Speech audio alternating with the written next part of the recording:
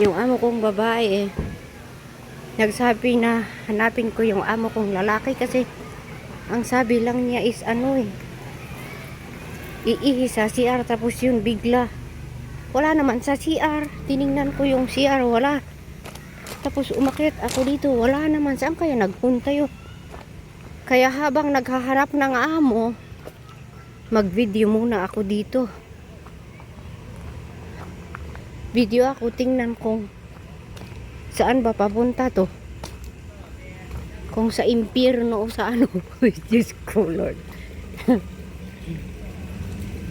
Tingnan lang natin dito, baka kasi yung lalaki basta kung saan uupo yun, doon na natutulog eh. Pataas naman to. Saan kaya to papunta? Tapos ito naman naka-close. Sandali nga, baka nga andun sa sasakyan.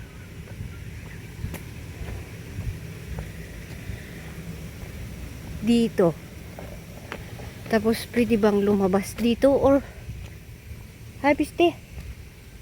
May harang eh. Wow.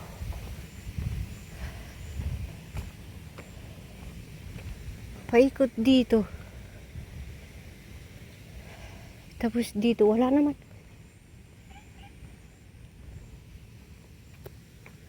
Saan kaya to?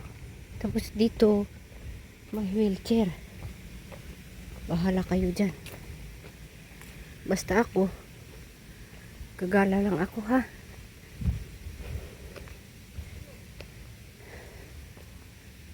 Maganda din dito. Saan kaya to?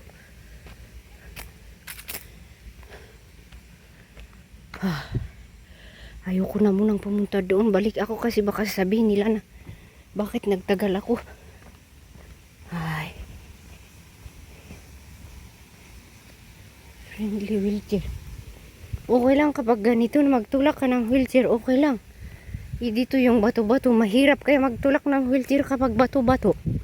Ano ka, hilo? Okay. Tingnan ko sa parking area, baka andun yung amo kong lalaking na natulog.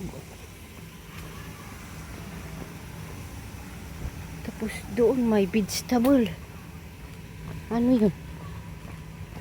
Doon sila nag-harvest ng gulay. Tingnan natin ito. Ano yung nakalagay sa malaking drum. Ay buwisit, akala ko pa naman gulay. Ano pala yan? Yung lilis na lumalaki. Balik ako doon. Wala yung amo kong lalaki. Nasaan na kaya yun?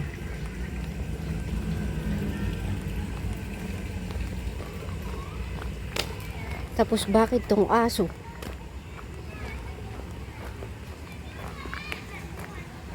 Ay, huwag mo akong tingnan ha. Kasi kapag tingnan mo ako,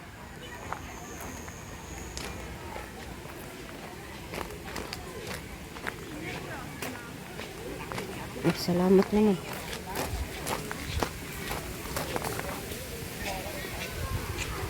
Baka doon sa park.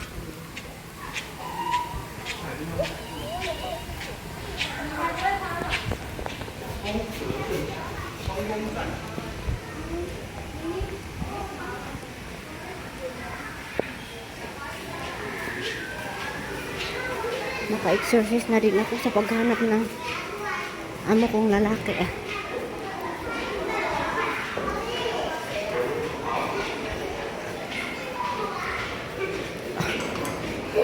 Ang daming bago mga turista pagpabook ng room. Tingnan ko muna si amo dito kung andun sa park na nahiga sa kanyang car.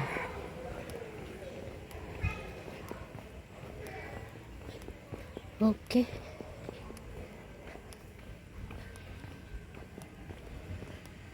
Saan ba yung number ni... Yung number ng karni ano? Shout out. Baka andito sa sasakyan. Baka andito na nakakahiga. Okay guys, see you. Bye bye. Take care.